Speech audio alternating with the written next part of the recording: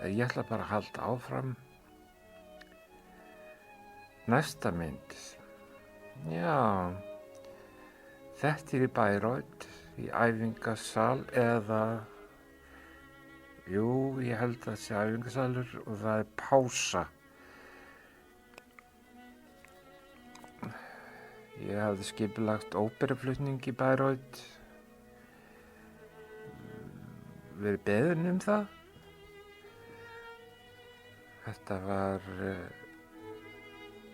Þetta lið var allt íslenskt, besti ljósameistari þjóðarinnar, besti sviðsstjóri þjóðarinnar, afburðar ungir hljóðfæraleikarar og söngvarar sem tóku þátt í frumflutningi á Gretti Þorkels Sigurbjörnssonar sem byggir á drögum að librettói eftir Böðvar Guðmundsson. Og Þorkell skrifaði svo upp enn nákvæmara librettó og þá hann skrifaði það á ensku og Barbara, eiginkona hans, Barbara mín, hún hjálpaði til, endalega verkið tileinka henni. Og þarna í pásunni man ég var eitthvað að glamra á píanó til að svona aðeins að létta lund allra, tæknimenn voru eitthvað að vesenast á sviðinu. Já, þetta er í salnum, sé það núna, átta mig á því núna. Þetta er svona til hliðar við sjálft óperuhúsið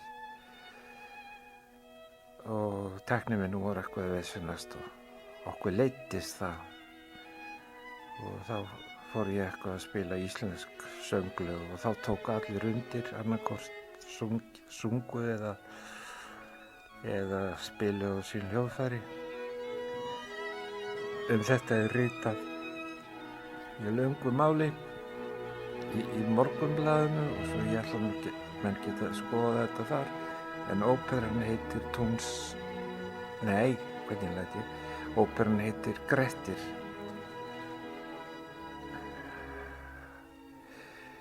Ég sé ekki betur en næsta mynd sé mynd af sviðsmönnum og tæknimönnum eitthvað vesenast á sviðinu. Þetta er mjög lítil mynd, þannig ég greini þetta nú ekki alveg.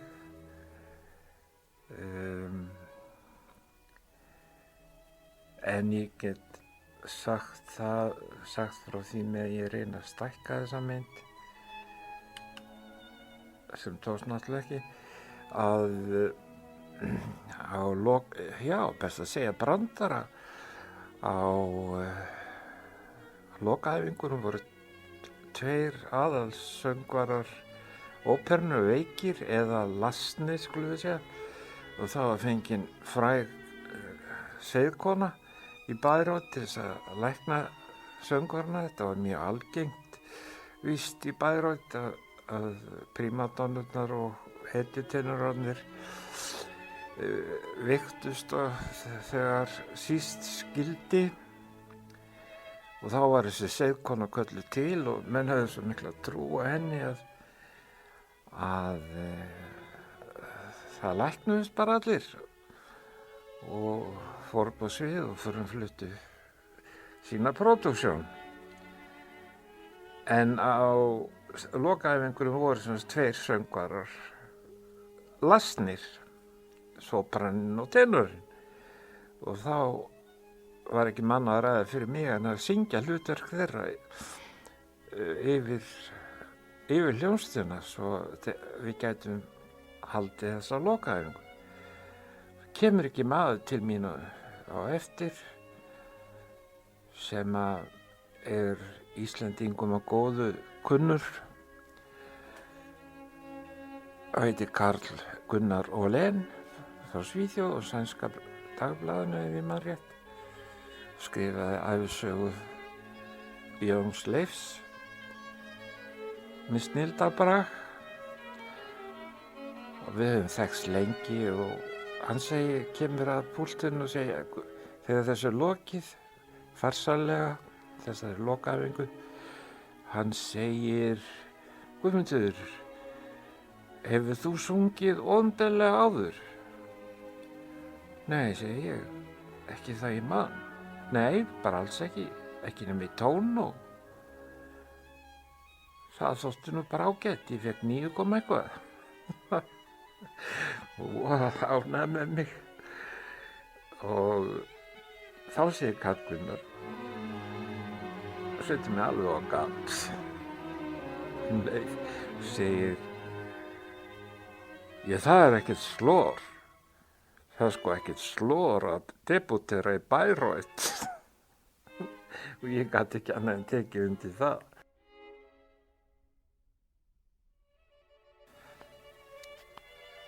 Ég man nú ekki hvað við hópurinn stóð lengi við í Bayreuth. En Grettir Opera Company eins og ég kallaði það. En ég kom þarna hálfum mánuði á undan til að undirbúa jarðveginn og svo kom hópurinn frá Íslandi og þá var held ég megi segja í viku eða 10 daga, ég þori ekki að fara með það. Og ég ítreka það að þetta var glæsilegt lið sem ég hafði valið hérna heima og ég ítreka líka það að það var Ragnarhátíðin sem fól mér þetta verkefni og skipulagningu þess og meira sé fjáröflun að sumu leyti, já miklu leyti reyndar. En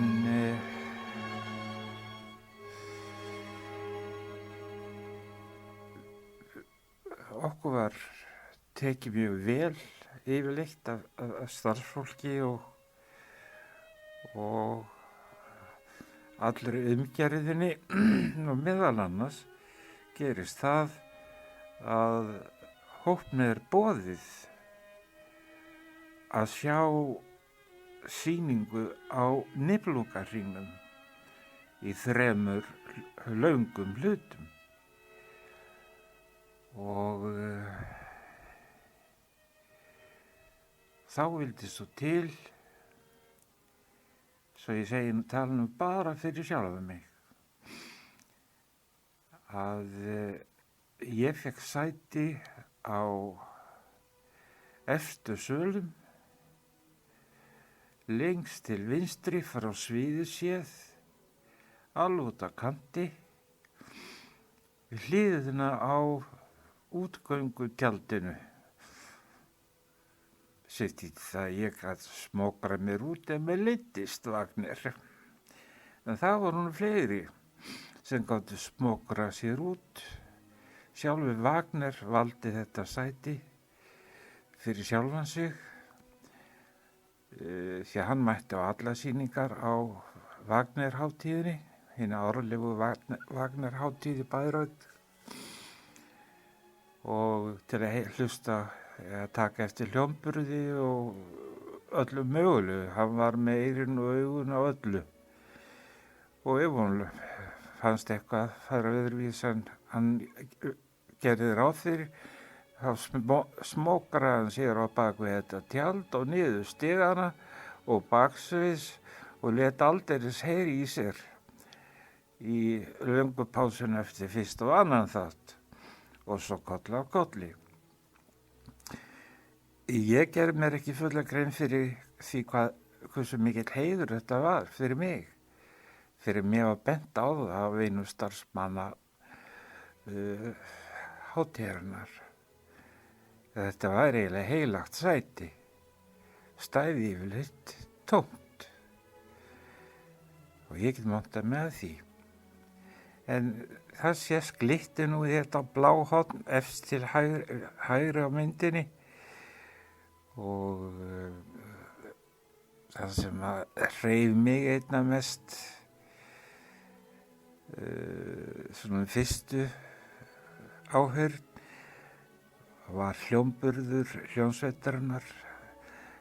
Hljómsveitagrifjan sérstaklega hönnuð af Wagner eins og allt annað í húsinu og myndar svona eins konar hljóðmön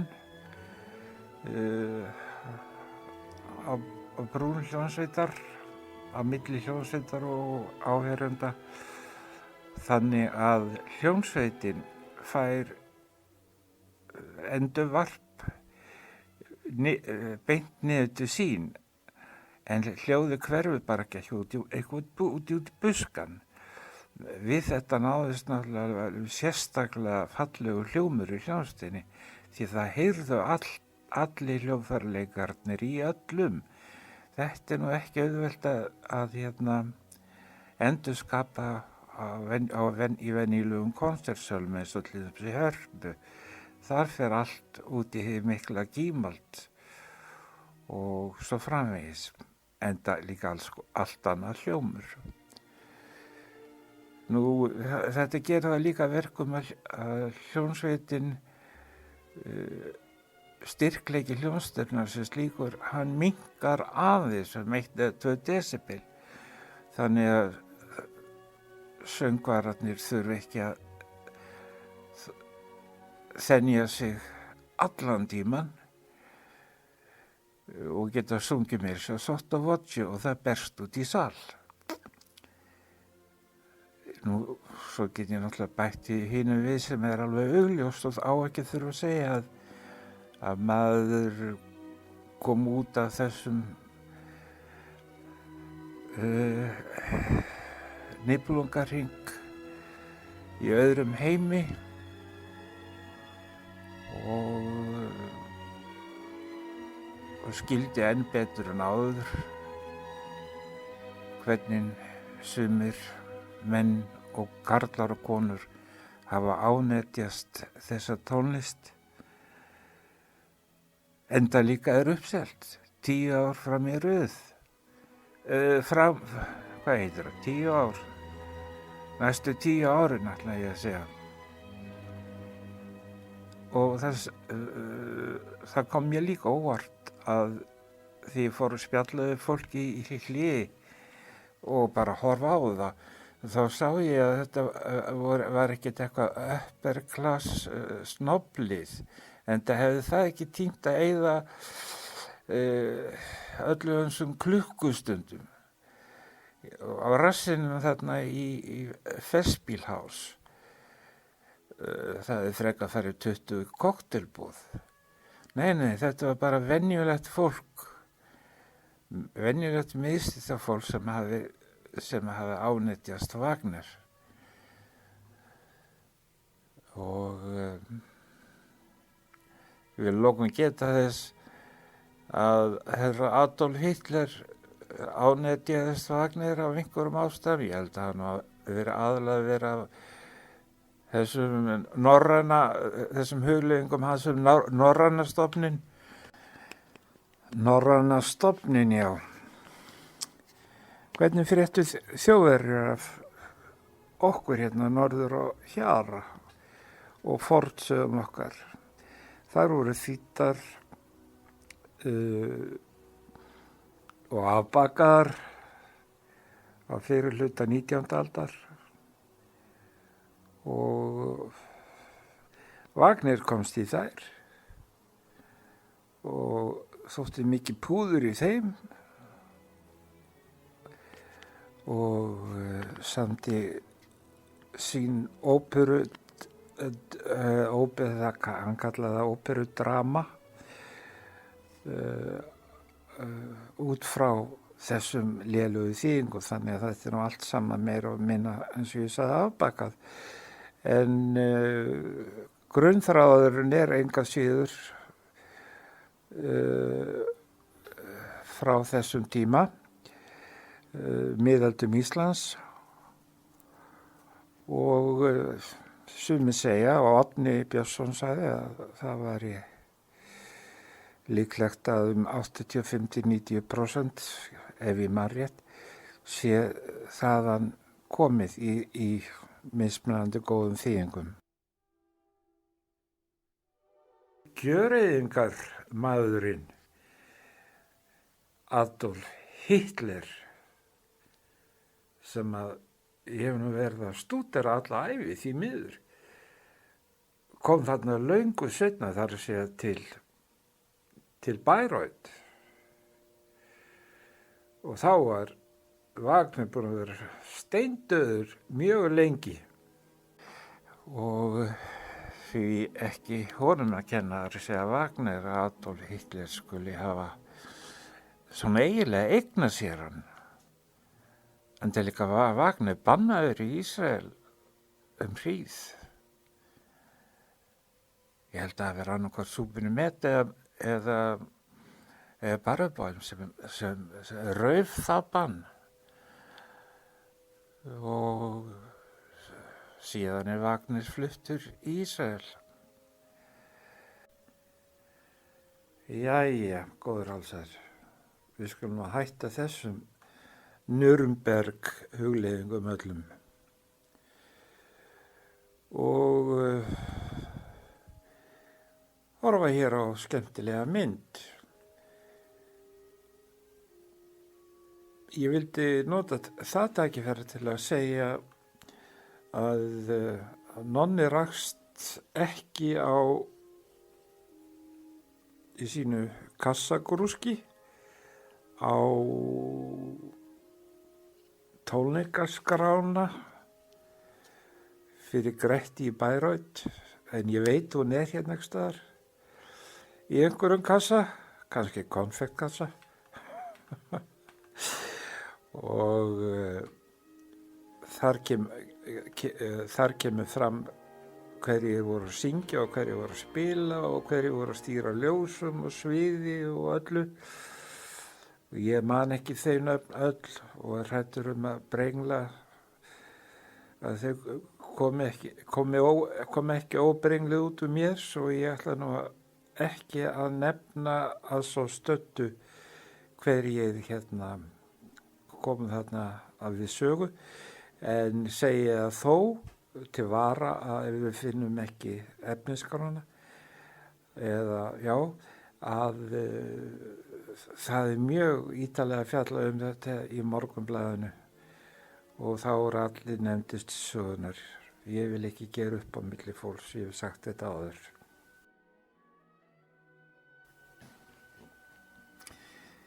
Þetta er svona dæmigert eftiræfingarpartí eða eftirsýningarpartí eða bara labbitúr. Þetta er hlut af hópnum að spjalla saman út í góða veðrinu og ég ætla mér ekki þá duðlega að muna öll þessi nöfn eða fara rétt með þau og hef bent á það áður að þeirra er allra getið í löngum greinum og ítalegum þessa menningarhátíð í Bayreuth, en þessi frumflutningur á Gretti var nú reyndar ekki nema hluti af hátíðinni, því að ég greip tækifæri og spurði hátíðina hvort að það væri ekki bara tilvalið að gera þetta íslenskri hátíð að þessu sinni með svona íslenskum tengingum og þau samþykktu það strax. Og ég fekk Einar Fahl til að taka saman ljósmyndasýningu af slóðum Grettis og sú sýning var sett upp í anddyri óperuhússins. Ég fekk eina 8 eða 10 vitringa hvaðana úr heiminum til að koma til Bayreuth til að flytja fyrirlestra þeirra álit og skoðun á Wagner umbúðalaust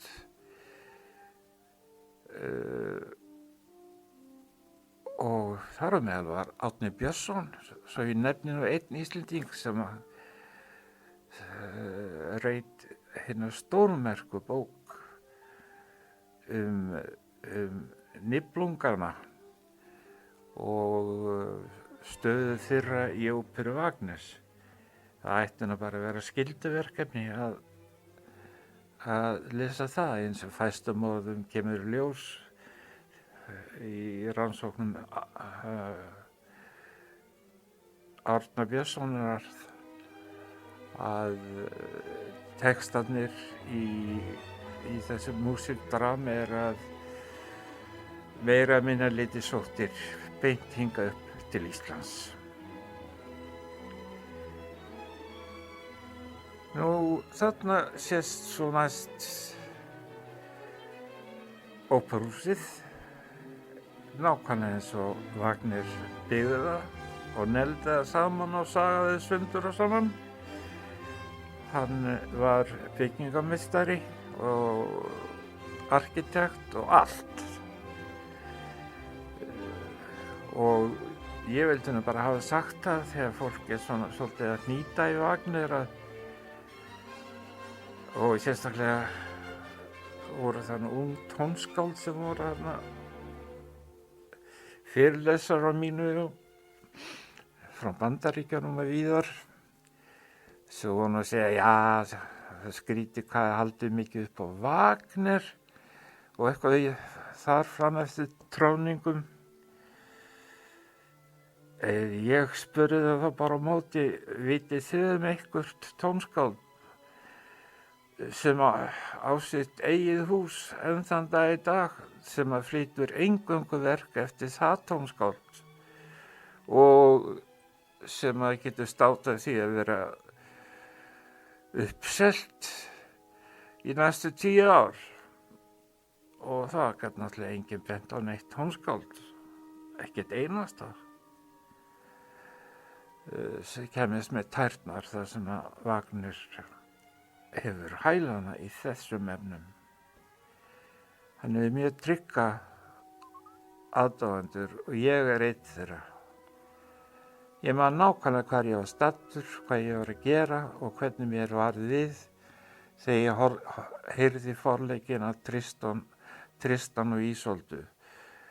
Ég var staddur í Bandaríkjunum og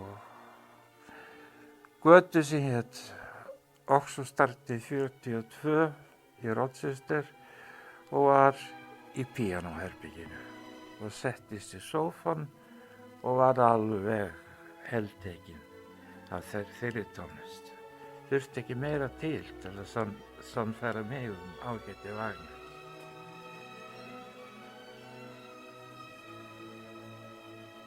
Svona hérna mynd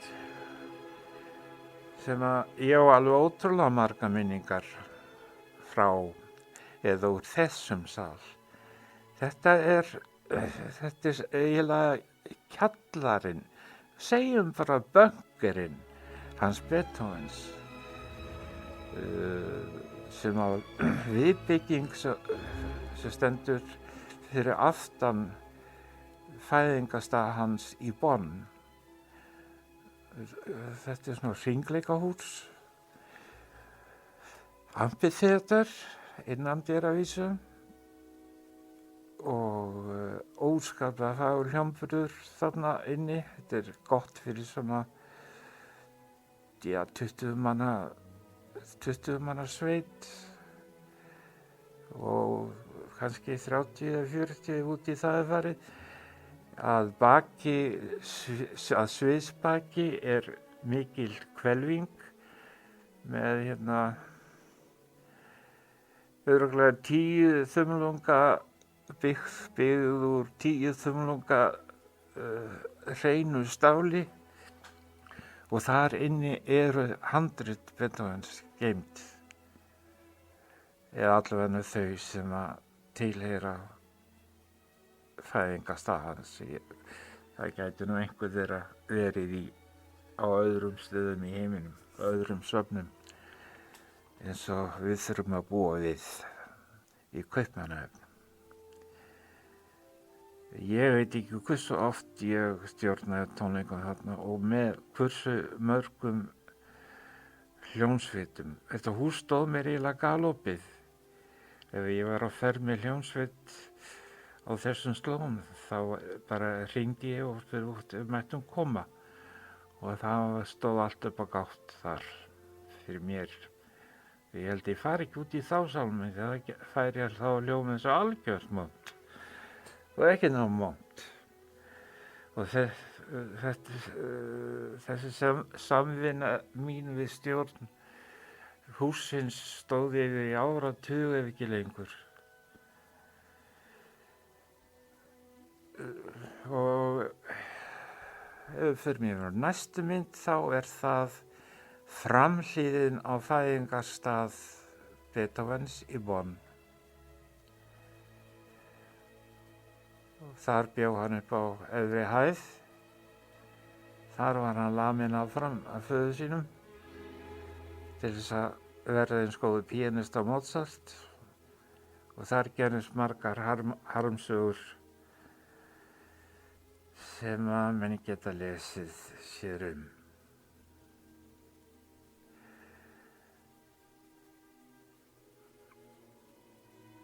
Næsta mynd segjum við, þá ætti maður bara að segja halleluja, dýr sé drottni. Þetta að sjálfsögðu Leonard Bernstein. Mentor minn, átrúnaðargoð, vinur og velgjörðarmaður. Ég hef sagt það áður og ég get sagt það endalaust. Ég kynntist honum fyrst í gegnum sjónvarp, eins og ég hef sagt. Var það bara óharðnaður unglingur og var þegar yfir mig hrifinn af þessum manni. Og svo gerði þessi lítið fyrir og skipulagði með einu símtali ferðalag Suður-Ameríku daginn sem hófst daginn sem ég varði doktorsritgerð mína í Bloomington. Sendi mig flug með að mér sjá.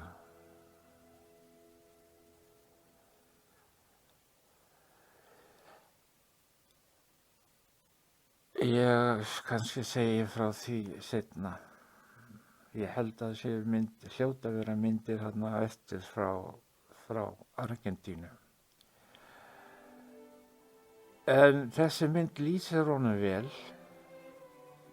Fyrsta lagi þá bara gat hann allt. Hann var ekki með nefið í nótunum, heldur með augun á hljómsveitinni.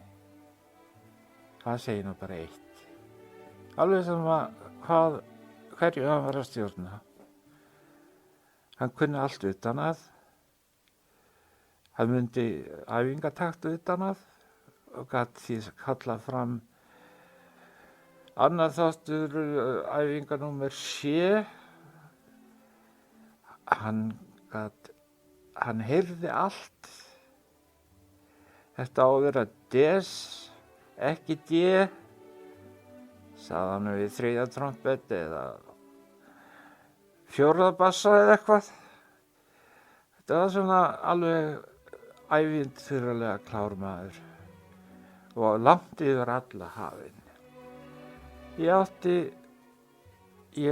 hef átt að minni ævi svona vitsmunaverur sem ég kalla mentorana mína. Ég hef ekki sagt frá því með þeim orðum. Ég ætla bara að byrja því núna, tína þá til. Bernstein einn þessara fræknu sem ég á allt að þakka.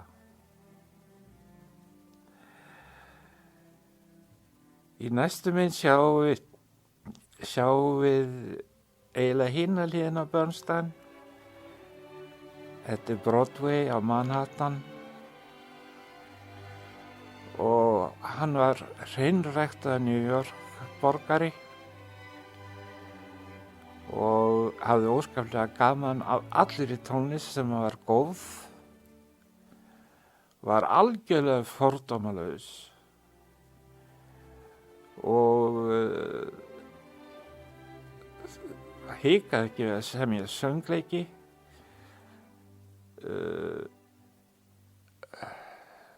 Svona eins og sum nútíma tónskáld á Íslandi hika ekki við að syngja, semja fyrir ekki við lítið lög sem er síðan sungið á allri þjóðinni aldur og ævi, þó þeir séu fyrst og síðast, hvað ég að kalla það, samtíma tónskáld sem enginn er að hlusta á.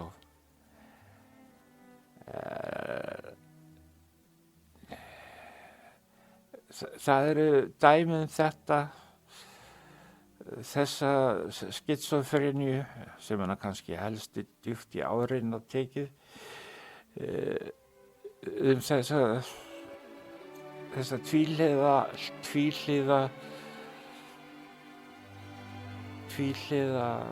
hugsanir frægra og framsækinna tónskálda. Það eru endalaust dæmin það.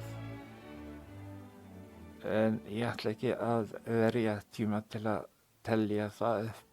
Og það skrýtna við þetta allt saman, að það eru þessi lög sem halda nafni viðkomandi á lofti. Trallalala, trallalala,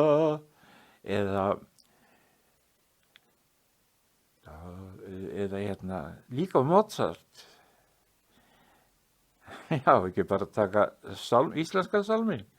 Da-da, da-da-da-da-da-da-di, da-da-da-da-da-da-da. Já, Mozart og íslenski sálminn. I like to be in America, och if I'm in America, everything free in America, for a small bee in America.